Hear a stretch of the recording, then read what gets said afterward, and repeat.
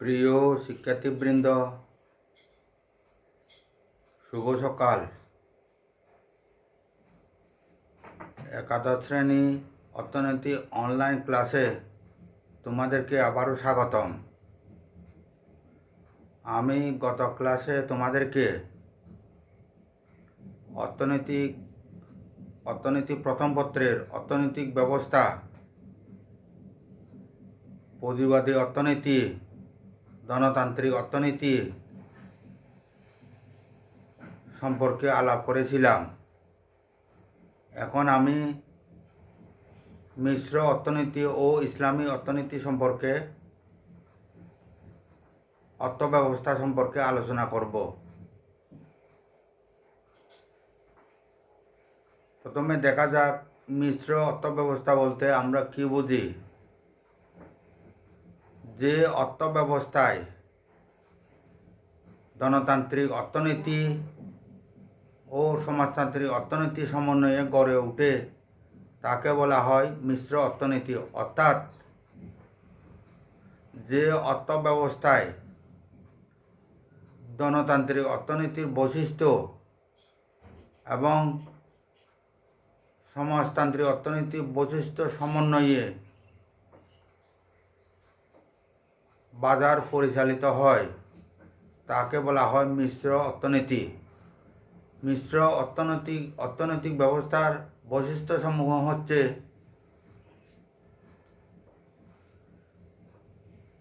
সম্পদের মালিকানা, নিয়ন্ত্রিত ভোগ ও উৎপাদন, সরকারি ও বেসরকারি বিনিয়োগ, শ্রমিকের স্বার্থ সংরক্ষণ, দাম ব্যবস্থা, মুনাফা অর্জন, বন্টন ব্যবস্থা, অর্থনৈতিক পরিকল্পনা, একচেটিয়া ক্ষমতা, মুদ্রাস্ফীতি ও মুদ্রা সংকোচন ইত্যাদি হচ্ছে মিশ্র অর্থনৈতিক বৈশিষ্ট্য। এখন আমি ইসলামী অর্থনৈতিক ব্যবস্থা সম্পর্কে আলাপ করব। ইসলামিক অর্থনৈতিক ব্যবস্থা বলতে কি বুঝি? যে অর্থ ব্যবস্থায় ইসলামিক কুরআন সুন্নাহর ভিত্তিতে অর্থনীতি পরিচালিত হয় তাকে বলা হয় ইসলামিক অর্থনৈতিক ব্যবস্থা। ইসলামিক অর্থনৈতিক ব্যবস্থার বৈশিষ্ট্যগুলো হচ্ছে: ইসলামী শরীয়ত, সম্পদের মালিকানা, হালাল ও হারামের বিধান, দুর্নীতিমুক্ত অর্থনীতি, সম্পদের বন্টন, শ্রম অধিকার সংরক্ষণ, সামাজিক নিরাপত্তা, দাম ব্যবস্থা, উত্তরাধিকার আইন, বায়তুল মালের বিধান, অপচয় হ্রাস, শ্রমিক মালিক সম্পর্ক। এখন আমি এ সমস্ত বৈশিষ্ট্যগুলো নিয়ে বিস্তারিত আলাপ করব। মিশ্র অর্থব্যবস্থা সম্পর্কে বিভিন্ন অর্থনীতিবিদ বিভিন্নভাবে সংজ্ঞা দিয়েছেন। তন্মধ্যে অধ্যাপক P.A. স্যামুয়েলসনের মতে মিশ্র অর্থব্যবস্থা এমন একটি অর্থব্যবস্থা যেখানে উৎপাদন ও ভোগ কার্য সংগঠিত করার ক্ষেত্রে বাজার ব্যবস্থার সাথে সরকারের নিয়ন্ত্রণ ব্যবস্থার সংমিশ্রণ ঘটে। অপরদিকে অধ্যাপক J.F. রেগান এবং L.B. থমাসের মতে মিশ্র ব্যবস্থা এমন এক অর্থব্যবস্থা যেখানে বিশুদ্ধ ধনতন্ত্র ও নিয়ন্ত্রিত অর্থনীতির সংমিশ্রণ ঘটে, কিন্তু সম্পদ ব্যক্তি মালিকানায় ও কিছু সম্পদ ব্যক্তি মালিকানায় ও কিছু সম্পদ রাষ্ট্রীয় মালিকানায় থাকে। তাছাড়া অর্থনীতির সিদ্ধান্ত কিছু বাজার ব্যবস্থার ও কিছু কেন্দ্রীয় কর্তৃপক্ষ গ্রহণ করে থাকে। এ সমস্ত আলোচনা থেকে বলা যায় মিশ্র অর্থব্যবস্থায় উৎপাদন, ভোগ, বন্টন ইত্যাদি অর্থনৈতিক কার্যক্রমে ব্যক্তিগত উদ্যোগের পাশাপাশি সরকারের নিয়ন্ত্রণ বজায় থাকে। বর্তমানে অধিকাংশ উন্নয়নশীল দেশে এই অর্থব্যবস্থা প্রচলিত, অর্থাৎ এই অর্থব্যবস্থার মাধ্যমে এই সমস্ত দেশগুলি তাদের অর্থনৈতিক কার্যগুলি সম্পাদন করে থাকে। মিশ্র অর্থব্যবস্থার বৈশিষ্ট্য: সম্পদের মালিকানা। মিশ্র অর্থব্যবস্থায় সম্পদের মালিকানা সরকারের পাশাপাশি বেসরকারি খাতের হাতেও থাকে। এক্ষেত্রে সরকারি খাত বেসরকারি খাতকে সহায়তা করে, ফলে দ্রুততার সহিত অর্থনৈতিক উন্নয়ন করা সম্ভব হয়।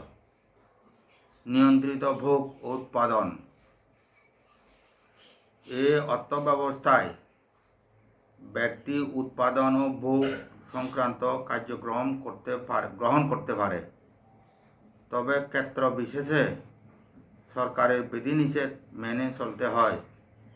যেমন, ইচ্ছা করলেই একজন ভোক্তা পিস্তল ক্রয় করতে পারে না, আবার পিস্তল উৎপাদন করতে পারে না, সরকারের অনুমতি লাগে। সরকারি ও বেসরকারি বিনিয়োগ। এই অবস্থায় সরকার বিনিয়োগ করে থাকে, সাধারণত ভারী ও মৌলিক শিল্প যেমন গ্যাস, বিদ্যুৎ, পানি ইত্যাদি ক্ষেত্রে সরকার বিনিয়োগ করে থাকে। অন্যদিকে সরকারি বিনিয়োগের পাশাপাশি বেসরকারি বিনিয়োগ হয়ে থাকে। এই বিনিয়োগ সাধারণত ক্ষুদ্র ও মাঝারি শিল্পে হয়ে থাকে। শ্রমিকের স্বার্থ সংরক্ষণ। এই অর্থব্যবস্থায় সরকার শ্রমিকের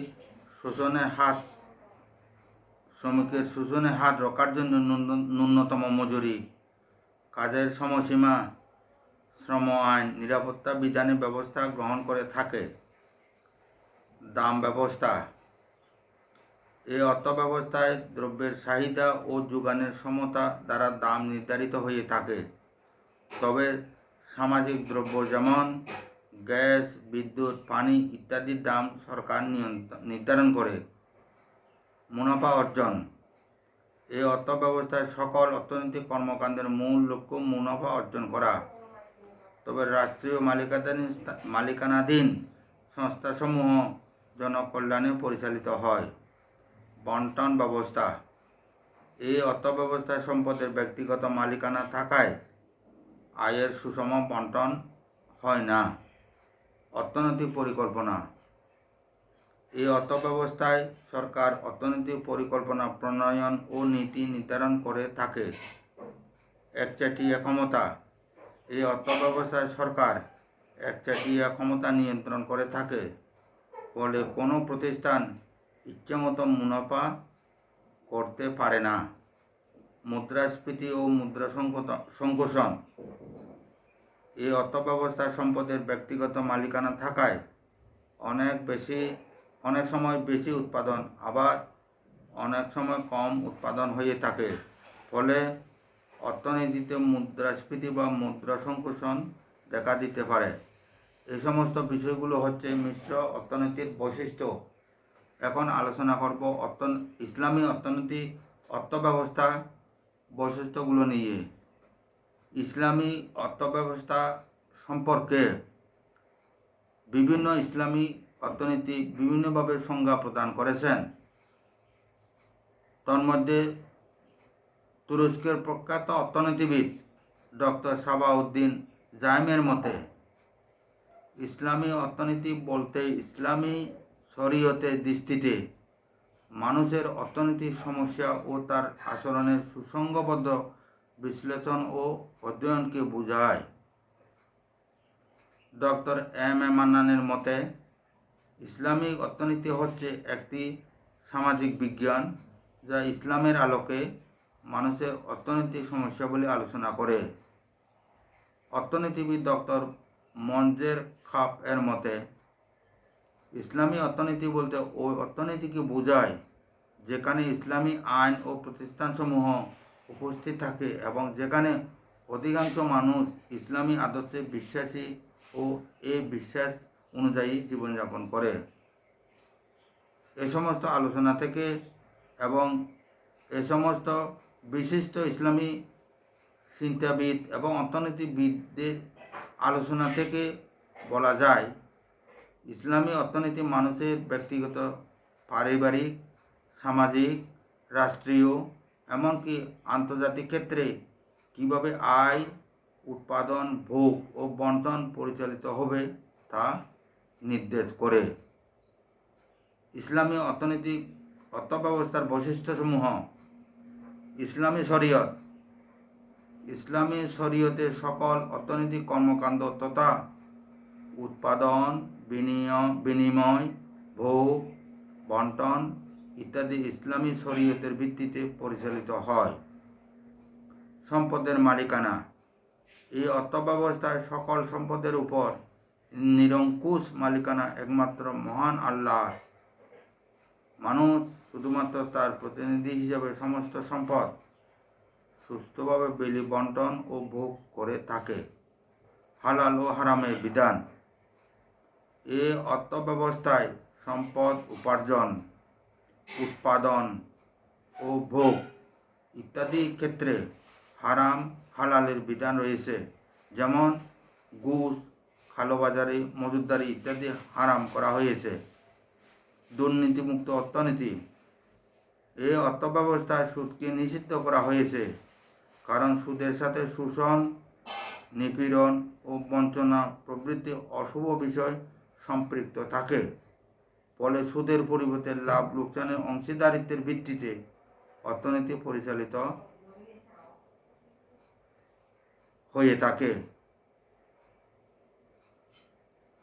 যেমন বাংলাদেশ ইসলামী ব্যাংকিং ব্যবস্থা ইসলামিক শরীয়ত মোতাবেক পরিচালনা করা হয়ে থাকে। সম্পদের বন্টন। এই অর্থব্যবস্থায় জাকাত, ফিতরা, জিজিয়া, সদকা, ওয়াকফ প্রভৃতি ব্যবস্থা প্রচলিত থাকায় ধনীদের নিকট থেকে বাড়তি আয় দরিদ্রদের মধ্যে বণ্টিত হয়। ফলে সমাজে ধনী দরিদ্রের আয় বৈষম্য হ্রাস পায়। শ্রম অধিকার সংরক্ষণ। এই অর্থব্যবস্থায় শ্রমিকের ন্যায্য অধিকার সংরক্ষণের উপর সর্বাধিক গুরুত্ব আরোপ করা হয়েছে। শ্রমিক শোষণ ইসলামের সম্পূর্ণরূপে নিষিদ্ধ। এ প্রসঙ্গে হাদিস শরীফে বলা হয়েছে, শ্রমিকের ঘাম শুকানোর পূর্বেই তার মজুরি পরিশোধ কর। সামাজিক নিরাপত্তা। এই অর্থব্যবস্থায় মানুষের মৌলিক চাহিদা যেমন খাদ্য, বস্ত্র, বাসস্থান ও চিকিৎসার পূর্ণ নিশ্চয়তা রয়েছে। ফলে জনগণের সামাজিক নিরাপত্তা ইসলামী অর্থনীতিতে বিদ্যমান। দাম ব্যবস্থা। এই অর্থব্যবস্থায় প্রতিযোগিতামূলক দাম ব্যবস্থার পাশাপাশি জনকল্যাণ নিশ্চিত করা হয়। উত্তরাধিকার আইন। এই অর্থব্যবস্থার পিতার সম্পত্তিতে ছেলে ও মেয়ের অধিকার স্বীকৃত। বায়তুল মালের বিধান। ইসলামী অর্থনীতিতে বিভিন্ন উৎস হতে অর্জিত এবং রাষ্ট্রীয় কোষাগারে জমাকৃত অর্থ সম্পদকে বায়তুল মাল বলে। এই তহবিলের অর্থের উপর সকলের সমান অধিকার রয়েছে। ফলে মানুষের মৌলিক চাহিদা পূরণে বায়তুল মালের অর্থ ব্যয় করা হয়। অপচয় হ্রাস। এই অর্থব্যবস্থায় অপচয় রোধ করতে বলা হয়েছে, কারণ কোরআনে বলা হয়েছে, অর্থ ব্যয়ের সীমা লঙ্ঘন করো না, আল্লাহ অপচয়কারীকে পছন্দ করে না। ফলে বিলাসিতার আমোদ প্রমোদ, আনন্দ উপভোগ, প্রচুর অর্থ ব্যয় করার কোনো সুযোগ নেই। শ্রমিক মালিক সম্পর্ক। ইসলামী অর্থনীতিতে শ্রমিক ও মালিকের মধ্যে সুসম্পর্ক বজায় থাকে, কারণ কোনো উৎপাদনশীল কর্মকাণ্ড হতে প্রাপ্ত মুনাফা মালিক ও শ্রমিকের মধ্যে ন্যায্য এবং সমভাবে বণ্টিত হয়। অতএব বলা যায় এই সমস্ত বিষয়গুলো হচ্ছে ইসলামী অর্থব্যবস্থার গুরুত্বপূর্ণ বৈশিষ্ট্য। এই বৈশিষ্ট্যগুলো সমন্বয়ে বা এই বৈশিষ্ট্যগুলোর দ্বারা বিশ্বের মধ্যে অনেক ইসলামিক রাষ্ট্র তাদের ইসলামী শরীয়ত বিধান মোতাবেক তাদের অর্থনৈতিক কার্যাবলী পরিচালনা করে থাকে।